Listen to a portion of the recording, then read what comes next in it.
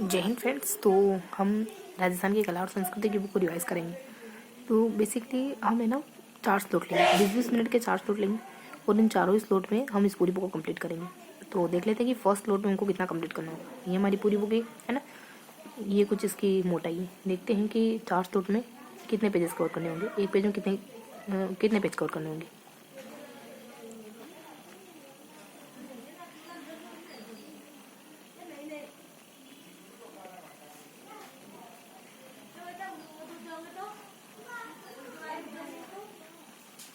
ठीक है, तो कुछ इतने पेजेस को हमको एक एक स्लॉट में लेना होगा।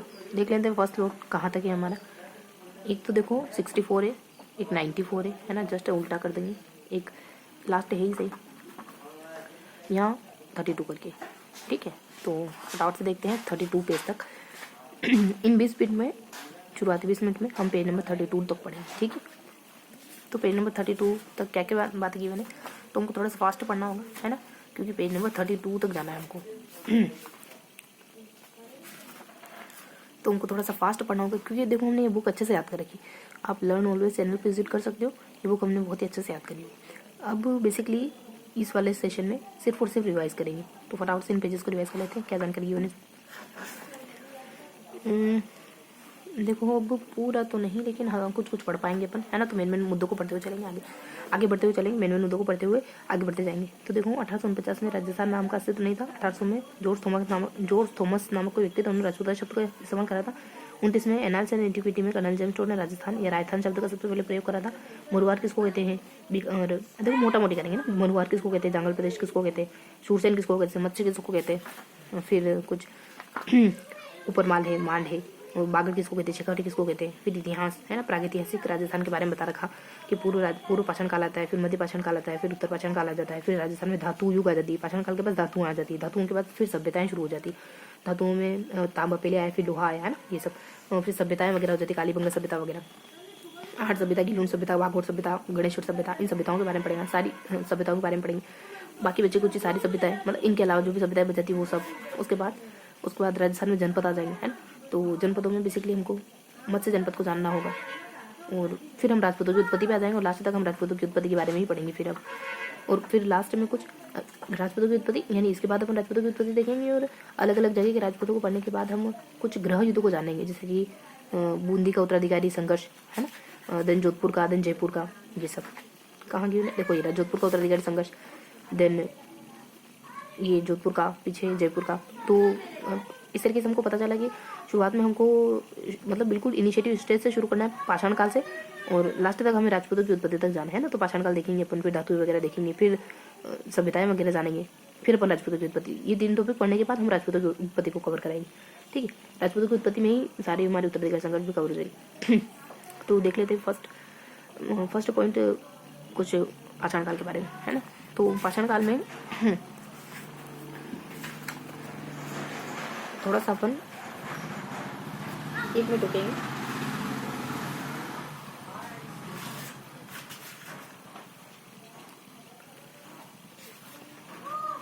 एक मिनट रुकेंगे ना।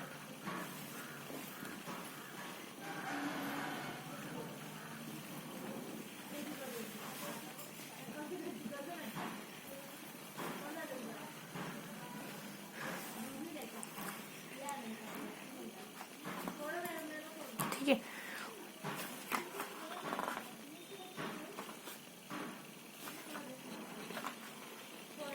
तो पाषाण काल के पूर्व पाषाण काल के बारे में क्या बता रखा है कि क्वार्ट्ज पत्थर होते थे इस समय पर है ना। और इस समय के साक्ष्य कहाँ से मिलते हैं, तो जयपुर से मिलते हैं, झालावाड़ से मिलते हैं है ना, और कुछ ओलचिन से मिलते हैं। ओलचिन तो व्यक्ति का नाम है, जयपुर है, झालावाड़ है, जालोर है ना, इन स्थानों से मिलते हैं है ना।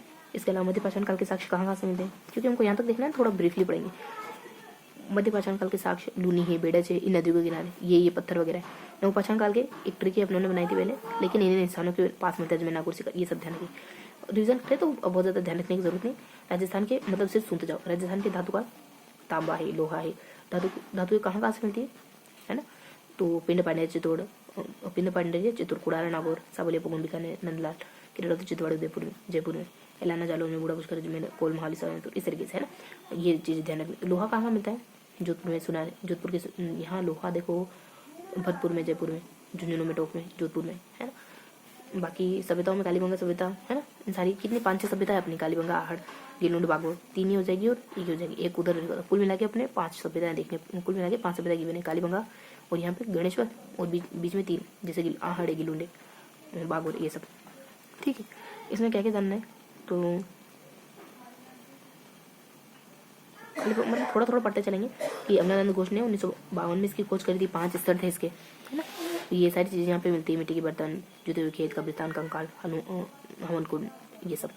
आहड़ सभ्यता तो वो 4000 पहले, है ना, 4000 पहले आई थी। इसकी खोज करने वाले अक्षय कीर्ति, रतन चंद्र अग्रवाल, साकर, ये सब थे, है ना। लाल काले मिट्टी के बर्तन मिले यहाँ पे, टंगाई चपाई। देखो जिसने पूरी बुक पढ़ रखी है उसी को समझ आ रहा होगा, है ना। जो नया बच्चा उनको लग रहा होगा कि ऐसे 1-2 बार बोलने से चीज़ें याद थोड़ी ना होती, लेकिन हम अभी याद कर भी नहीं रहे, रिवाइज कर रहे। गिलुंड सभ्यता, गिलुंड सभ्यता में ध्यान रखोगे इसकी खोज किसने करी तो 1998 से 2003 में वीएन शिंदे ने करी थी और ग्रेगरी पोर्शन ने करी थी। यहाँ पे मिट्टी, खिलौने, पत्थर की गोलियाँ, हदरत की चूड़ियाँ, पक्की ईंटें, ये सब मिलते हैं। बागुर की सभ्यता, बागुर की सभ्यता 1967 में खोजी गई थी। किसने? वीएन मिश्र ने खोदी थी, है ना, 70 के आसपास, है ना। इसमें क्या क्या देखने को मिलता है तो आखेटक, है ना, आखेटक की जानकारी है, लघु पाषाण काल, है ना, ये सब, छेद वाली सुई, ये सब कृषि के सबसे पहले साक्ष्य, थोड़ा सा आइडिया में रखेंगे। अब गणेश्वर सभ्यता, ये सभ्यता पूरी तरीके से ताम्रयुगीन सभ्यता है। ये कितने 2800 साल पुरानी सभ्यता है, रतन चंद्र अग्रवाल ने खोदी थी। ठीक है, मोटा मोटी ध्यान रखिए, बहुत ज़्यादा अभी फाइन नहीं पड़ रहे अपन, वरना तो हर एक लाइन में फैक्ट है ना। अब अन्य महत्वपूर्ण सभ्यताओं में बहुत सारी सभ्यता आ जाती है, जैसे देखो यहाँ पे भी कुछ सभ्यता बता रखी है, यहाँ पे भी सभ्यता है। ये मतलब हर एक पैराग्राफ में कुछ कुछ अन्य महत्वपूर्ण सभ्यताओं का जिक्र किया गया। ये उदयपुर की है, अलग अलग जगहों की सभ्यता, मतलब 4 स्लॉट में उनको सभ्यताएं बतानी है। ये माइंड में एक फ्रेम बनाएंगे, ठीक है। 5 स्लॉट में 1 2 3 4 5 6, मतलब यहाँ पे 6 बिंदुओं में अन्य महत्वपूर्ण सभ्यताओं का कवर किया गया है ना। बस इतना ना ध्यान रखो। इसके बाद राजस्थान के जनपद शुरू करें तो मत्स्य जनपद में देखेंगे कि मत्स्य जनपद का सबसे पहले जिक्र कहाँ मिलता है। मत्स्य जनपद का विस्तार कहाँ से कहाँ तक है, चंबल तक, दक्षिण तक, ऐसे बता रखा है इसमें, ठीक है। मत्स्य जनपद के बारे में कुछ गिवन है, इसके पड़ोसी कौन थे, उसके बाद राजपूतों की उत्पत्ति में आ जाएंगे। राजपूतों की उत्पत्ति में हम यहाँ पे ना 3-4 व्यक्तियों के अनुसार बताएंगे कि राजपूतों की उत्पत्ति कहाँ से हुई। जैसे गौरीशंकर हरिश्चंद्र ओझा क्या कहते हैं, जैसे हिंसान क्या कहते हैं, है ना, और एक वो स्मिथ क्या कहते हैं। तो तीन इतिहासकारों के अनुसार देखेंगे राजपूतों की उत्पत्ति। इसके अलावा अब राजपूतों की उत्पत्ति को लेकर के जो अलग अलग तथ्य है उनको लेकर उनको कवर करेंगे।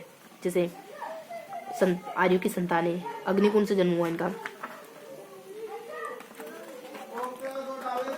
तो कोई कहता है कि ब्राह्मणों से, कोई कहता है विदेशों से, है ना, आर्यों से, अग्निकुंड, ब्राह्मण, विदेश, इस तरीके से मत है। तो अग्निकुंड से वो पृथ्वीराज रसों के रचयिता कौन है, चंद्र बताए, वो मानते हैं। आर्यों से कौन मानता है तो वेद्य वगैरह मानते हैं, है ना। और ब्राह्मणों से कौन मानता है तो भंडारक वगैरह, है ना। बाकी विदेशों से कौन मानता है, जैन स्टोर। इतना ही ध्यान रखो अभी। उसके बाद राजपूतों की उत्पत्ति को लेकर हमको यहाँ तक पढ़ना है ना, तो देखते हैं अपन। चलो ठीक है। हाँ देखो, यहाँ गुहिल वंश और इस वंश के प्रतापी शासक, तो हम फॉर्मेट बना रहे हैं, ठीक है। गुहिल वंश और इस वंश के प्रतापी शासक में यहाँ देखेंगे कि गुहिलों की उत्पत्ति अलग अलग इतिहासकारों ने अलग अलग व्यक्तियों से मानी है ना। कोई मानता है कि इनकी उत्पत्ति इनसे नौशेखा से हुई है। देखो, नौशेखा से हुई है। कोई कहता है कि ब्राह्मणों से हुई है। इस तरीके से अलग अलग मत है। बप्पा रावल के बारे में देखो, बप्पा रावल है ना, सबसे पहले चित्तौड़ पर अधिकार करते है ना, मौर्य राजा मानमोरी को हरा करके। ये इनके नाम को लेकर बहुत विवाद है कि बप्पा रावल इनका असली नाम था कि नहीं था, ये सब है ना। तो कुछ कुछ महत्वपूर्ण बातें हैं। इसके अलावा जयद्रथ सिंह, देखो जयद्रथ सिंह वो व्यक्ति है जो इसको लेकर कहते हैं कि अपने समय का सबसे प्रतापी राजा था। ये देखो, जब दिल्ली में गुलाम शासक चल रहा था ना, गुलाम वंश का शासन चल रहा था ना, उस समय का ये सबसे अच्छा राजा था। इस तरीके से कुछ बताया जाता है इसमें। भूताला युद्ध में ये हार गया था। और रतन सिंह के बारे में जानते हैं, पद्मिनी वाला। और राणा हमीर के बारे में जानते हैं, हमीर की हट बहुत प्रसिद्ध है, वही मेवाड़ के उद्धारक है ना, शरणार्थियों को मदद दी थी वही। महाराणा लाखा बेसिकली वही बंजारा झील वाले जिनके जावंस मेल है ना, भीष्म पितामह, चूड़ा को भीष्म पितामह बनाते हैं, वही ठीक है। इसके अलावा महाराणा मोकल इन्हीं के पुत्र थे जो मारे गए थे फिर बाद में। महाराणा कुंभा वही है जो सारंगपुर के युद्ध में जीतने के बाद विजय स्तंभ का निर्माण करवाते हैं। बहुत सारे इन्होंने दुर्ग बनाया, बहुत सारी उपाधियां हैं इनकी। देखो यहाँ इनकी सारी कुछ उपाधियों के बारे में, इनकी किताबों के बारे में ये सब बता रहे। इनकी साहित्यिक उपलब्धि है यहाँ पे, इनकी स्थापत्य उपलब्धि, जो भी इन्होंने मंदिर वगैरह बनाए हैं उनके बारे में यहाँ की मैंने, और यहाँ इनकी विजयों के बारे में की मैंने, मतलब इन्होंने जो कैसे विजय स्तंभ का निर्माण करवाया, किससे जीत कर, है ना, किसकी जीत की खुशी में, किस पर जीत की खुशी में, ये सब। राणा सांगा वही है जो जिनको विष पिलाकर मरवा दिया जाता है ना, जो हुमायूं से लड़ते हैं, वही राणा सांगा, है ना। खानवा का, बयाना का युद्ध लड़ते, है ना। तो राणा सांगा के बारे में कुछ इसी तरीके से जानकारी की मैंने कि 3-4 भाई थे, इनको नहीं बनाया, इनको बनाया उनमें से, है ना। और यहाँ पे वही अपने खानवा का, बयाना का, वो सारे युद्ध की मैंने यहाँ पे, है ना। खानवा का है, बयाना का है, यहाँ पे भी 2-3 युद्ध बता रखे, खातौली बाडी जो हुए थे वो। तो मतलब इनके जीवन काल में सबसे अहम क्या है, इनके द्वारा लड़े गए युद्ध। उदय सिंह के जीवन काल में कुछ खास नहीं, बस उदयपुर नगर बसा दिया। महाराणा प्रताप का तो जानते ही है ना, बहुत ज्यादा परिचय की जरूरत तो है नहीं इनको। तो महाराणा प्रताप में देखो यहाँ किस तरीके से जानकारी की मैंने, कुछ यहाँ तो बता रखा है कि हल्दी घाटी को अलग अलग नामों से पुकारा है, हल्दी घाटी के युद्ध को अलग अलग व्यक्तियों ने। यहाँ कुछ वो महिलाओं को हड़पने की, जो इनके बेटे थे ना, वो महिलाओं को अगवा करके ले आए थे, तो वो घटना, उस घटना का जिक्र है यहाँ पे। इनकी मृत्यु का, और कैसे 1885 में चावंड राजधानी बनती है, ये सब, है ना, 1585 सॉरी, ठीक है। तो कुछ इस तरीके की बातें की मैंने यहाँ पे। उसके बाद राणा अमर सिंह संधि कर लेते हैं, वो सब। देन महाराणा राज सिंह जो यही कुछ निर्माण करवाते हैं, राज प्रशस्ति का और झील का, कौन सी, राजसमंद झील का, और ये और औरंगजेब आपस में हमेशा बेर रखते हैं, है ना। ये कुछ ऐसे काम करते, शादी कर लेते हैं, जजिया कर नहीं देते हैं, तो इस वजह से नाराज रहते हैं औरंगजेब। राठौड़ वंश के बारे में देखो, अपने को यहाँ तक जाना है, तो 10 मिनट हो चुके, तो अब थोड़ा और फास्ट पढ़ना होगा हमको। 8 मिनट और है अपने पास इसको कवर करने के लिए। देखो राठौड़ों की उत्पत्ति में अब थोड़ा सा अपन फास्ट मूव ऑन करेंगे। देखो कितने पेज और 3, 4, 5, 6, 7, 8, 9 और 10, तो थोड़ा सा अब 10 पेज अपने पास, 10 मिनट भी नहीं, तो एक पेज पे 1 मिनट नहीं लगा सकते अब, है ना। तो थोड़ा और फास्ट पढ़ेंगे। राठौड़ों में देखो, राठौड़ों की उत्पत्ति किससे हुई, ये सब मत है। राव चूड़ा के बारे में, चूड़ा कौन है, बेसिकली चूड़ा वो है जो इस वंश की स्थापना करवाता है और भाटियों के द्वारा माना जाता है। रणमल इसका बेटा है ना। भारमली के थ्रू मारा गया था। राव जोधा जानते हैं, जोधपुर नगर की स्थापना करता है। राव मालदेव जानते हैं, जिससे युद्ध करने के कारण ही शेषा को कहना पड़ गया था कि मैं अपनी मुट्ठी भर बाजरे की चाहत के लिए हिंदुस्तान की बादशाह खो देता। और रावचंद्र सेन जो महाराणा प्रताप कहलाते हैं, जोधपुर के, मतलब मारवाड़ के, भटक रहते हैं। जो मोटा जोधे सिंह अपनी बेटी की शादी इनसे अंग्रेजों से, आई मीन मुगलों से करवा देते हैं। जसवंत सिंह ये बेसिकली लूटने का काम करते हैं औरंगजेब को। इनकी रानी इनको आने से मना कर देती है, दुर्ग के प्रवेश द्वार खोलने से मना कर देती है कि हम हारे हुए को प्रवेश नहीं देंगे। बीकानेर नगर की स्थापना करता है। लूणकरण झील का निर्माण लूणकरण के द्वारा करा जाता है। राव जत्सी एक कौन सा युद्ध लड़ता है, पाहेबा साहेबा। कल्याणमल बेसिकली इनके दोनों बेटे अंग्रेजों की, मुगलों की सेवा में चले जाते हैं, ठीक है। राय सिंह बेसिकली अच्छा काम करता है मुगलों के लिए, और राजपुताना का कर्ण कहलाता है। कर्ण सिंह मतिरे की राड़ वाला राजा, है ना। और फिर अपन शाकंभरी के चौहान पे आ जाए तो यहाँ तो सब उत्पत्ति वगैरह बताई जाएगी कि किस से शाकंभरी चौहानों की उत्पत्ति मानी जाती है, और इनके किस वंश के राजा ने क्या क्या अच्छे काम किए, है ना। कुछ प्रसिद्ध कार्य। अजयराज वही है जो अजमेर नगर की स्थापना करते हैं। अनुराज वही है जो कुछ है ना, आना सागर झील का निर्माण। जो प्रसिद्ध बातें वो बता रही हूँ, तो उसके सेंटर थोड़ा सा इर्द गिर्द बातें ध्यान रहेगी, है ना, अगर अच्छे से पढ़ रखा है तो। विग्रह चतुर्थ वही है जो बेसिकली जैनक के द्वारा कवि बांधव कहे जाते हैं। मेन इनकी बात क्या है, इनकी जीवन की मेन उपलब्धि है कि इन्होंने ना दिल्ली पर अधिकार कर लिया था। पृथ्वी तृतीय संयोगिता वाली कहानी। रणथंभौर के चौहान में वही हमीर हट, टिल्लिया तेल, चढ़े न दूजी बार, वही कहानी आ जाएगी। जालोर में वही अपने विरमदेव और एक और कौन है, फिरोजा, उन दोनों की प्रेम कहानी है। कोई कहता कि नहीं, इस वजह से नहीं लड़ रहे थे आपस में, बल्कि गुजरात जाने के लिए रास्ता नहीं दिया जा रहा था, इस वजह से आपस में लड़ रहे थे। बाकी यहाँ पे फिर आमेर का वंश शुरू हो जाएगा। आमेर जानते भारमल, है ना।